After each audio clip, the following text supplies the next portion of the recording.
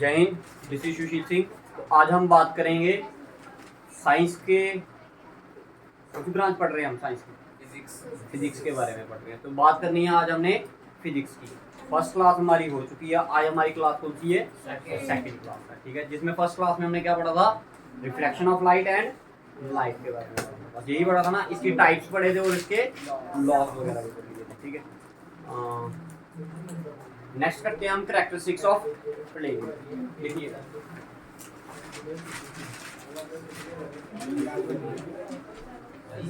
Characteristics of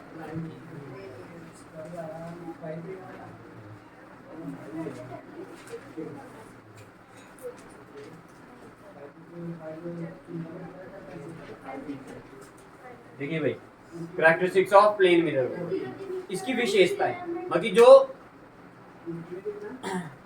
characteristics of plane mirror का मतलब क्या होगा? जो इमेजेस प्लेन मिरर में बनती हैं वो कैसी बनती हैं, उनकी विशेषताओं के बारे में हमने, ठीक है। तो सबसे पहले आपने जो इसमें चीज याद रखनी है, अब ये प्लेन मिरर जैसे होता कौन सा? जैसे आपका ड्रेसिंग टेबल में जो है ना, जो मिरर होता है वो कौन सा होता है? आपका प्लेन मिरर होता है। जैसे या फिर आप क्या बोल सकते हो, जैसे आप उसकी ज्वेलरी वाली शॉप पे जाते हो ना, उधर जो मिरर होता है उसको भी आप क्या बोलते हो? प्लेन मिरर ही बोलते हो। क्या बोलते हो? Plane mirror. तो अगर ये आपके पास क्या है? प्लेन मिरर ऐसे लगाया होता ना दीवारों पे, अब बताओ पेंट करना पड़ेगा पीछे या नहीं? करना पड़ेगा।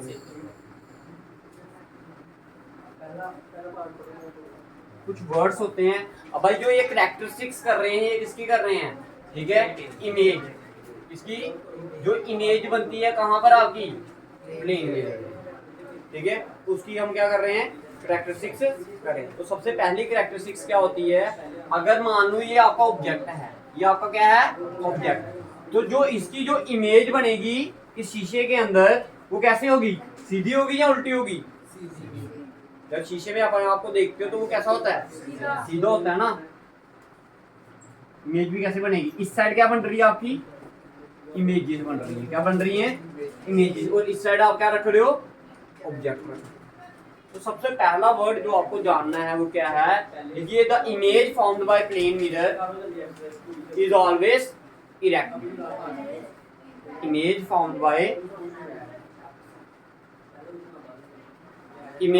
Bye plane mirror, image formed by plane mirror is always erect. Erect की स्पेलिंग देखिए भाई, ERECT। इरेक्ट का मतलब होता है सीधा। फिजिक्स में इरेक्ट का मतलब क्या होता है? सीधा। इसका जो अपोजिट वर्ड होता है वो उसको बोलते हैं हम इन्वर्टेड।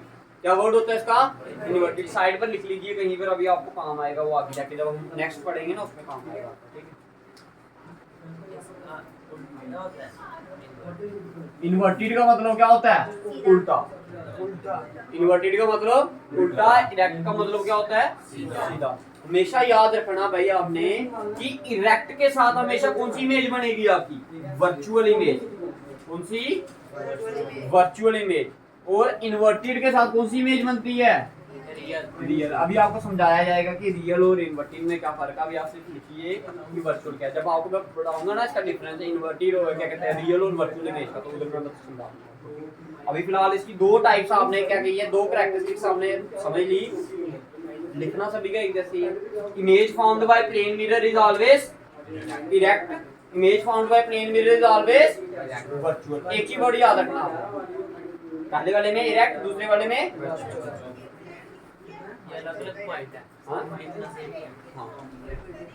अच्छा देखो, अब भाई जब आप शीशा देखते हो, जितनी दूर ये मैं ऑब्जेक्ट खड़ा हूँ, ठीक है, ये ऑब्जेक्ट आ गया जी।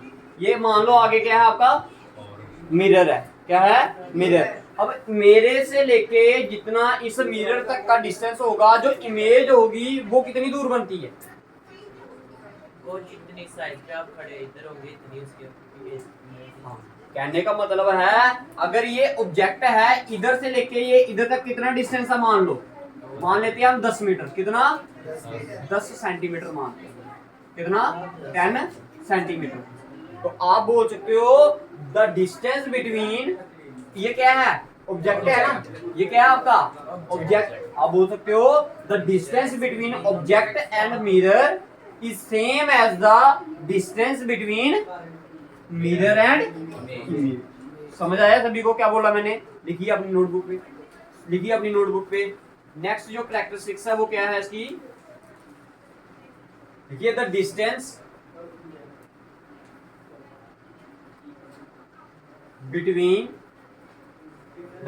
Between object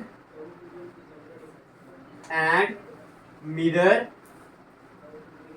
is same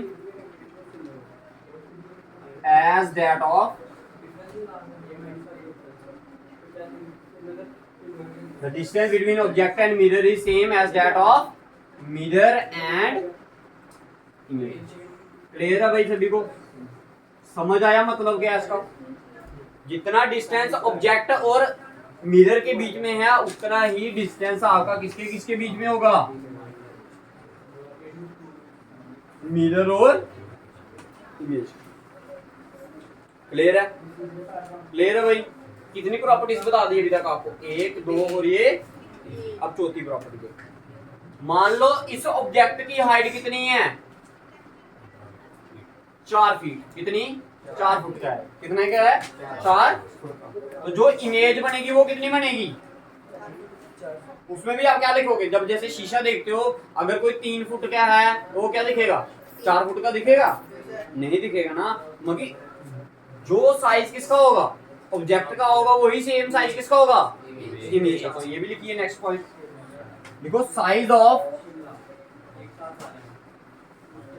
image and object in plane mirror are same.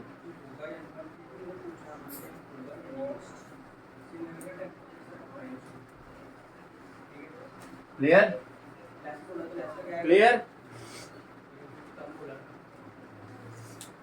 Next बताएं। नेक्स्ट प्रॉपर्टी क्या होती है भाई? शीशा देखा आपने अभी? तो उसमें जो लेफ्ट होता है वो क्या दिखता है? राइट। और राइट वाला लेफ्ट।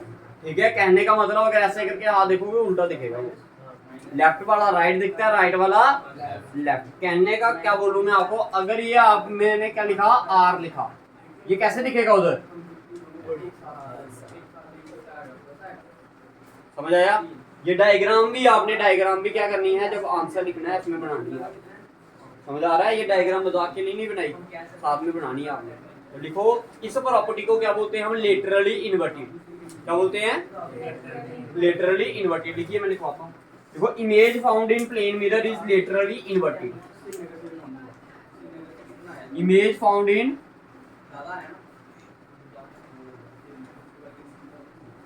ये image found in plane mirror is laterally inverted. Clear है सभी को? कितनी प्रॉपर्टीज होगी? Erect, virtual, distance between object and mirror is same that of mirror and image. ठीक है, उसके बाद size of image and object are same in plane mirror.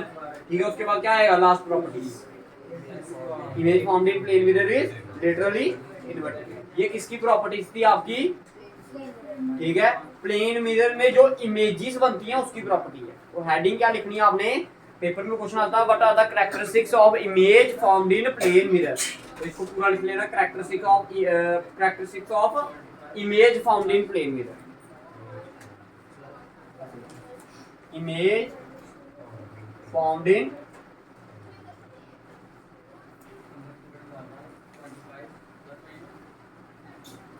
Clear है? पेपर में आपको पूछा जाता भाई इसके बारे में। ठीक है, बताओ, पढ़ो इसको एक बार, देखो अच्छे से। जिसको कुछ समझ नहीं आया वो पूछो।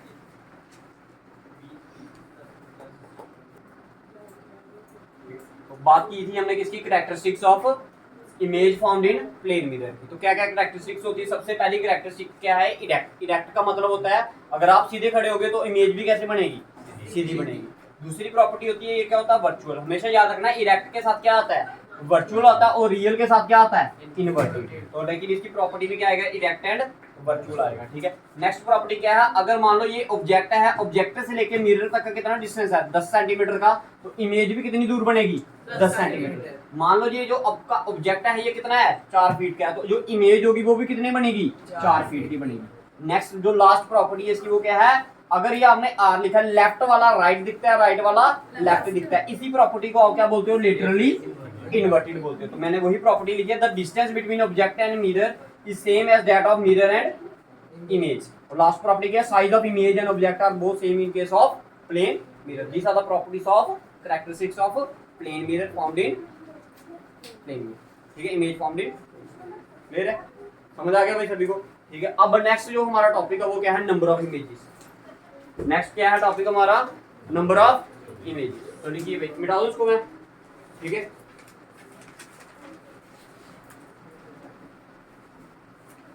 लिखिए नेक्स्ट टॉपिक,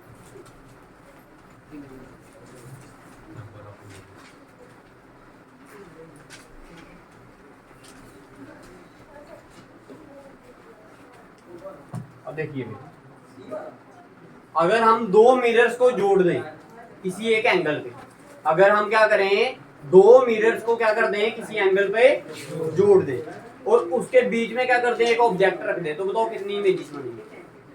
ठीक है, तो डिफरेंट एंगल्स पे डिफरेंट इमेजेस बनेंगी। ठीक है, और हमेशा याद रखना जो इमेजेस बनेगी, नंबर ऑफ इमेजेस होंगे वो हमेशा क्या होंगी, odd in number. Number of images क्या बनेंगी, ऑड होती है, 1 3 5 7 9 इस तरह से बनेगी। इवन में कभी नहीं बोल सकते आप, बोल ये नहीं बोल सकते कि 2 इमेजेस बनेंगी, 4 इमेजेस बनेंगी, हमेशा क्या बनेंगी, हाँ ऑड नंबर बनेंगी। तो इसका फार्मूला क्या होता है भाई, देखो ये 2 शीशे हैं, ठीक है, एक शीशा ये है और एक ये शीशा है, दोनों को जोड़ दिया मैंने, ये नीचे से क्या कर दिया, इनको पेंट कर दिया। कितने एंगल पे जोड़ा, मान लो 90 डिग्री पे, कितने पे जोड़ा, 90 डिग्री पे जोड़ा, कितनी डिग्री पे, 90। तो अब मैं क्या करूं, अगर इधर एक ऑब्जेक्ट खड़ा कर दिया, इधर दिव्यांश को खड़ा कर दिया, किसको कर दिया, दिव्यांश को खड़ा कर दिया, ठीक है, फिट तो आएगा नहीं, ठीक है, दिव्यांश को क्या कर दिया, बताइए कितनी इमेजेस बनेगी दिव्यांश की। अब देखो उसके लिए हमारे पास क्या आता है, एक फार्मूला आता है, दैट फार्मूला इज, थीटा की वैल्यू क्या होती है, नंबर ऑफ इमेजेस का फार्मूला क्या होता है, theta upon 360 degree upon theta, 360 degree upon theta. और थीटा क्या होता है, एंगल होता है, थीटा होता है एंगल, जिस एंगल पे आपने मिरर को क्या किया है, जोड़ा है, वो थीटा क्या होगा आपका एंगल। अब इधर एंगल की वैल्यू क्या थी, 90, तो थीटा की जगह पर क्या आएगा, ये आएगा 360 डिग्री अपॉन 90, ये 0 और ये 0 कट गया, 9 1 था, ये कितने का 4, तो कितनी इमेजेस बनी, 4। बट मैंने आपको क्या बताया, इवन में इमेजेस नहीं बन सकती, तो अगर आपका इवन आंसर आता तो उसमें से एक क्या कर देना आपने, माइनस कर देना, तो आंसर क्या होगा 3। करिए एक क्वेश्चन और देता हूँ आपको, ये आपका क्या है, मिरर है, इसको मैंने कितने एंगल पे जोड़ा है, 30 डिग्री पे जोड़ा, बताइए कितनी बनेंगी, बताइए आंसर निकालिए नोटबुक पे, ठीक है, निकालो, शाबाश। 1-2 क्वेश्चन और देता हूँ इसके बेस पर मैं आपको।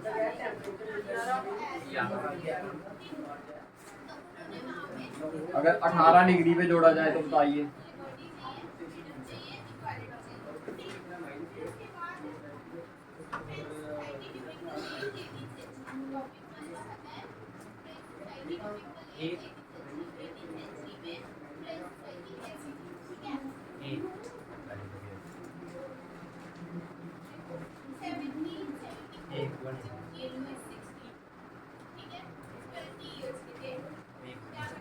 बताइए भाई आंसर, शाबाश, निकालिए आंसर, शाबाश, निकालो सारे निकालो, फिर बताओ आंसर, चलो निकाल दो भी, क्यों देखती रहती है नोटबुक।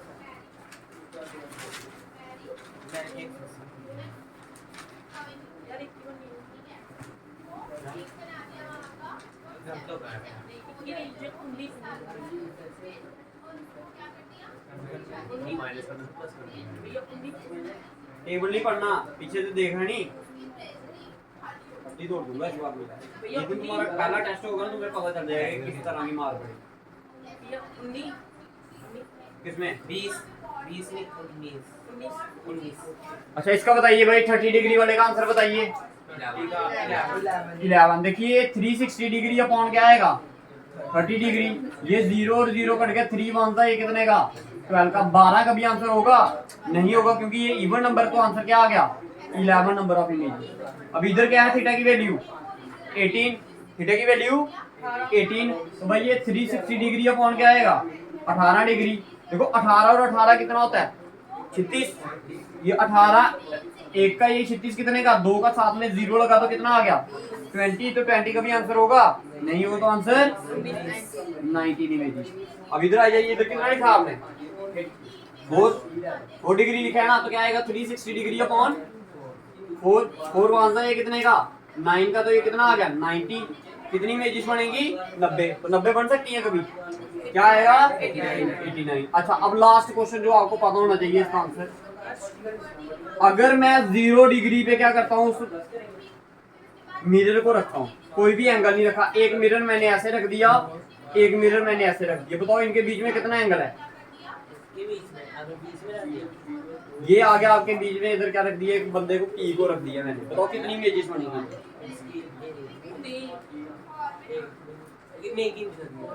बहुत सारे बने, क्यों बहुत सारे रखेंगे क्योंकि दोनों साइड रखना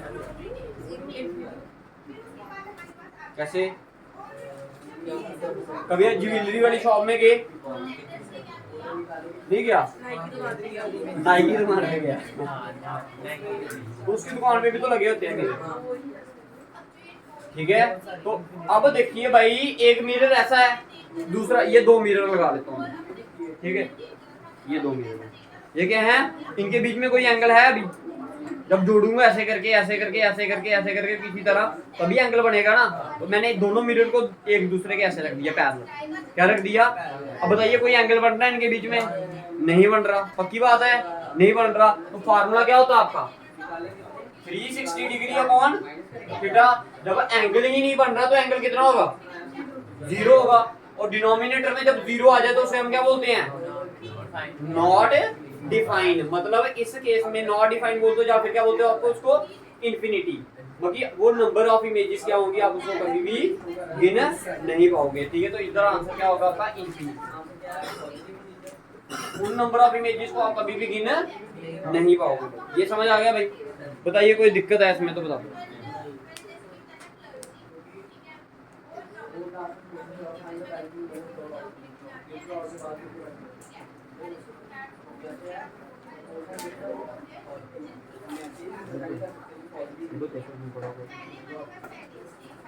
समझ आया भाई, ठीक है, ये आपका टॉपिक खत्म हो गया किसके रिलेटेड मिरर वाले के, ठीक है। इसके बाद आएंगे आपके टाइप्स ऑफ मिरर, क्या आएगा टाइप्स ऑफ मिरर, फिर ये क्वेश्चन हो रहा था आपका रिफ्रैक्शन ऑफ लाइट, क्या आता है क्वेश्चन आपका रिफ्रैक्शन ऑफ लाइट, लिखिए भाई रिफ्रैक्शन ऑफ लाइट, बिठा दो इसको।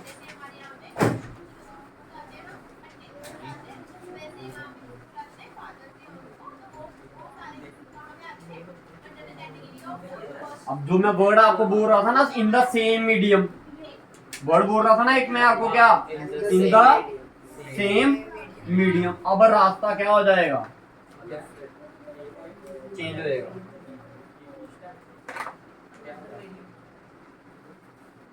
करो ठीक है। अब इसमें हम किसका यूज करते हैं ग्लास लैब, किसका यूज करते हैं ग्लास लैब, मैं आपको ग्लास लैब दिखाता हूँ, देखिए किसी ने, देखिए टॉपिक का नाम रिफ्रैक्शन ऑफ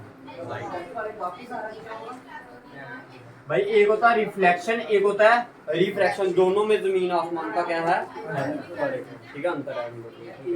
अब क्या होता है भाई जब लाइट एक जगह से दूसरी जगह में जाती है, एक रास्ते से जब वो अपना मीडियम चेंज करेगी तो वो क्या करेगी बेंड कर जाएगी। अब मैं आपको बेस्ट एग्जांपल देता हूँ किसकी भाई, कभी क्या करना है गिलास लेना है, क्या लेना गिलास लेना शीशे का गिलास, उसमें क्या करना पेंसिल को डिबोना बस, ठीक है। तो पेंसिल क्या हो जाती है छोटी नहीं हो जाती, थोड़ी सी टेढ़ी हो जाती है, क्या हो जाती है थोड़ी सी टेढ़ी हो जाती है, उसी फिनोमिना को आप क्या बोलते हो समझ आया सभी, समझ आया सभी को। रिफ्रैक्शन ऑफ लाइट क्या होता है, डेफिनेशन लिखिए, it is defined as the bending of light, it is defined as the it is defined as the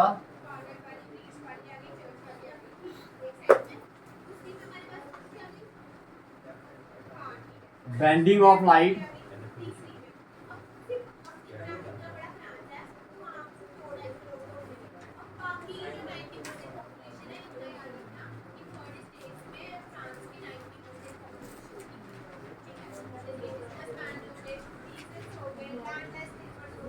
भाई क्या होता है रिफ्रैक्शन ऑफ लाइट क्या होती है भाई डेफिनेशन ध्यान से समझना भाई ये क्या होता है बेंडिंग होती है लाइट की क्या होती है रिफ्रैक्शन में क्या होती थी बाउंसिंग बैक आती थी वापिस आती थी वो ठीक है इसमें क्या होती है लाइट क्या कर जाती है बेंड कर जाती है कब करती है बेंड जब वो एक मीडियम से दूसरे मीडियम की तरफ होगी क्लियर डेफिनेशन अब एग्जांपल देखिए आपको जब फिर मैं डायग्राम से समझाता हूँ इसकी डायग्राम ठीक है ध्यान मान लो ये आपकी क्या है ग्लास लैब है क्या है ये आपको एक्सपेरिमेंट भी आएगा क्लास 10th में ठीक है ये क्या है आपकी ग्लास स्लैब ठीक है ये मान लो इंसिडेंट रे आ रही है क्या आ रही है इंसिडेंट रे देखो दो मीडियम बन गए अब ये किसकी बनी है ग्लास की बनी है ना ग्लास स्लैब किसकी बनी है ग्लास की तो दो मीडियम आ गए एक मीडियम होगा आपका रेयरर मीडियम एक हो गया आपका अंदर वाला क्या हो गया डेंसर मीडियम कौन सा हो गया अब रेयरर और डेंसर में क्या फर्क है मैं आपको पहले ये समझाता हूँ भाई जो रेयरर मीडियम होता है इधर स्पीड ऑफ लाइट क्या होती है ज्यादा होती है स्पीड ऑफ लाइट किसमें ज्यादा होती है स्पीड ऑफ लाइट क्या होती है इसमें ज्यादा होती है और इसमें स्पीड ऑफ लाइट क्या होती है कम होती है भाई अब एग्जांपल के तौर पे आपने समझ जैसे एक कमरा है अगर सभी को आपको बाहर निकाल दिया जाए और मैं इधर कमरे में दौड़ू तो तेज दौड़ूंगा या अभी जैसे आप खड़े हो मैं दौड़ रहा हूँ तो मैं कैसे दौड़ूंगा धीरे दौड़ूंगा या तेज दौड़ूंगा धीरे तो इधर कमरे में क्या हो जाएगी मेरी स्पीड कम हो जाएगी अगर इधर आपके कोई भी नहीं होगा कोई भी बच्चा नहीं होगा तो मैं आसानी से दौड़ पाऊंगा ना तो पहले से स्पीड मेरी क्या हो जाएगी ज्यादा अब ये जो हवा में से आ रही है ना तो इधर क्या रुकावट क्या है कम है रुकावट क्या है कम जब रुकावट कम होगी तो भाई बंदा आसानी से क्या करता है जब रोड खाली हो तो आप बाइक क्या करते हो भगाते हो नहीं जब गाड़ियां ही गाड़ियां होंगी तो भगा पाओगे नहीं भगा पाओगे ना तो वही सेम केस होता है रेयरर और डेंसर का ठीक है रेयरर केस में क्या होता है पार्टिकल्स कम होते हैं अब डेंसर में क्या है किसी चीज में से गुजर कर जाना है उधर क्या होंगे पार्टिकल्स होंगे ज्यादा मैटर होगा ज्यादा से ज्यादा क्या होंगी चीजें बनी होंगी इसमें ठीक है तो क्या हो जाएगी इधर स्पीड क्या हो जाएगी आपकी कम हो जाएगी ठीक है अब समझना भाई ध्यान से ये आ गई आपकी कौन सी रे इंसिडेंट रे कौन सी रे ठीक है अब मैं इस पे क्या करता हूँ एक 90 डिग्री पे मैंने क्या किया इधर ड्रॉ कर दी तो 90 डिग्री वाली रे कौन सी होती है कौन सी होती है नॉर्मल रे कौन सी होती है नॉर्मल अब मैंने क्या बोला it is defined as the bending of light अब जो इंसिडेंट रे है अगर ये बेंड नहीं करती तो कैसे चले जाती सीधे चली जाती या नहीं चले जाती भाई बताओ पहले ये मेरे को अगर बेंड नहीं करती लेकिन ये बेंड करेगी अब बेंड कैसे करेगी टुवर्ड्स द नॉर्मल की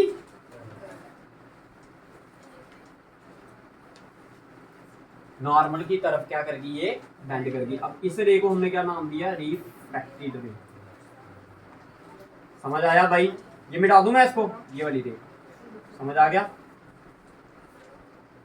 ठीक है इसी फिनोमिना को आप क्या बोलते हो रिफ्रैक्शन ऑफ लाइट सभी को किसी को दिक्कत है किसी में तो इसमें सभी क्लियर है भाई तो मैंने क्या समझाया आपको जब इंसिडेंट रे आती है रेयरर मीडियम से और जब ये जाती है किस तरफ डेंसर मीडियम में तो ये क्या कर जाती है बेंड कर जाती है बेंड किसकी तरफ टुवर्ड्स नॉर्मल के पास आती है या नॉर्मल से दूर जाती है पास आती है तो ये भी आपने उधर लिखना है पेपर में आपने लिखना when a ray goes from rarer to denser medium it bent towards the normal और अब ये इधर से जब बाहर आएगी अब मैं इधर फिर से क्या करता हूँ नॉर्मल ड्रा करता हूँ क्या करता हूँ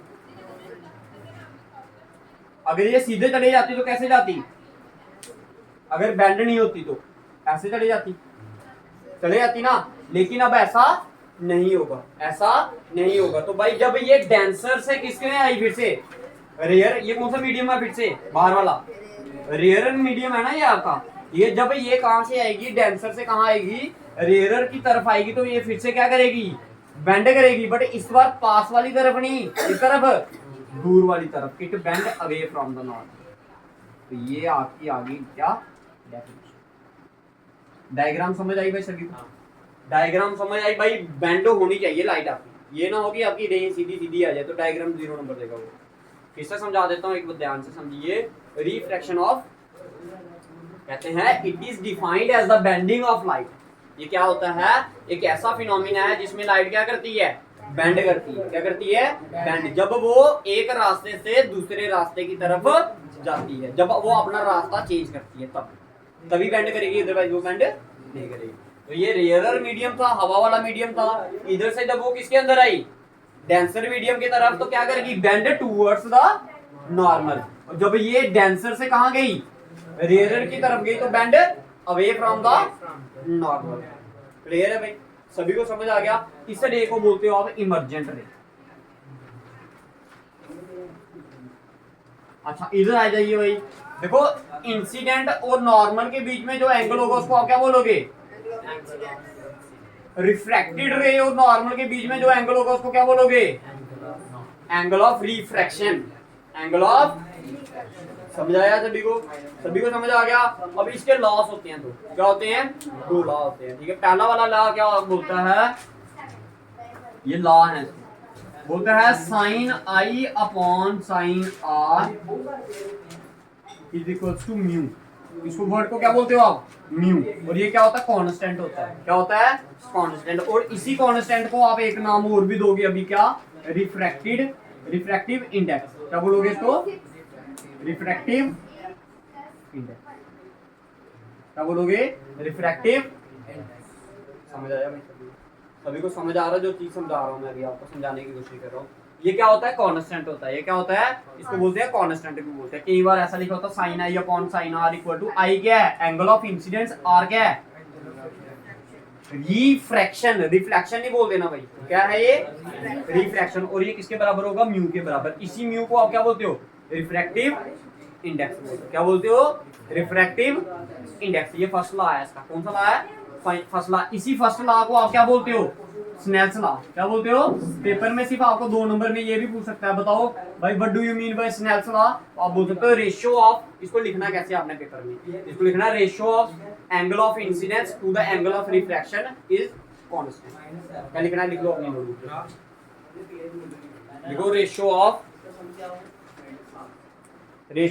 angle of incidence, ratio of angle of incidence, ratio spelling नहीं आते तेरे को, ratio RATIO, ratio of angle of incidence to angle of refraction is constant. CONSTANT is constant. Ratio of angle of incidence to first law है, ratio of angle of incidence to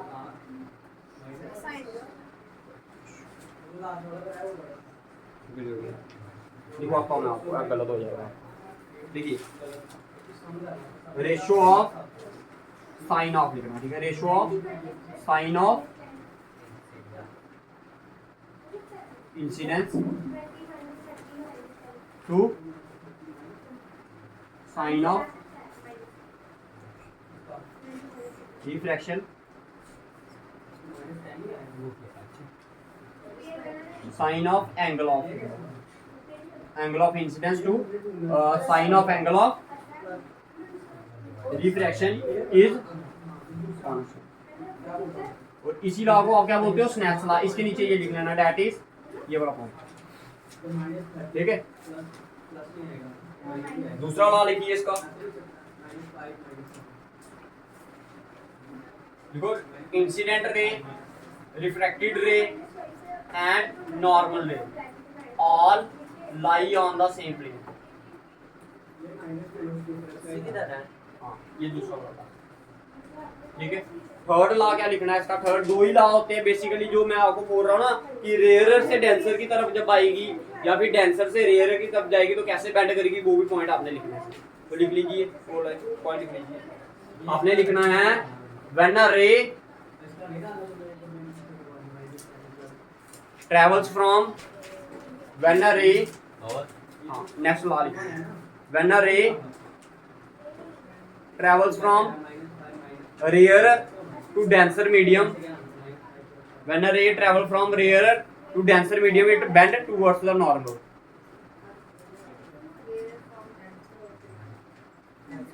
When a ray travel from rarer to denser medium, it bend towards the normal. And when it travels from denser to rarer, when it travel from denser to rarer, it bend away from the normal.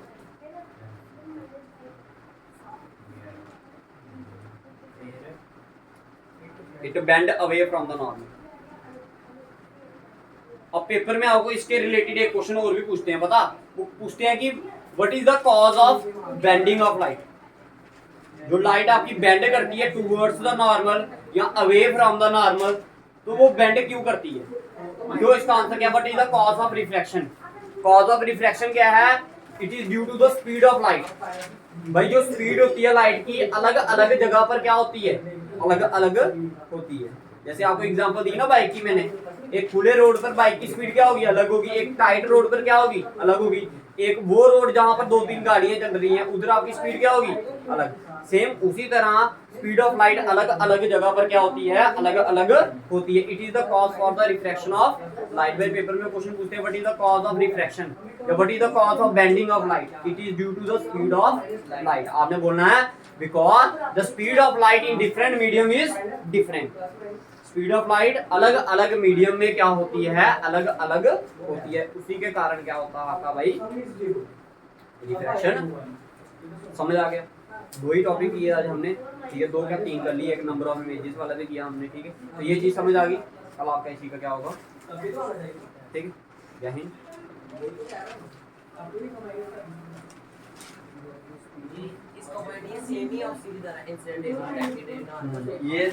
ये इसका दूसरा law है, incident ray, normal रे and the refracted रे all lie on the same रे। Okay.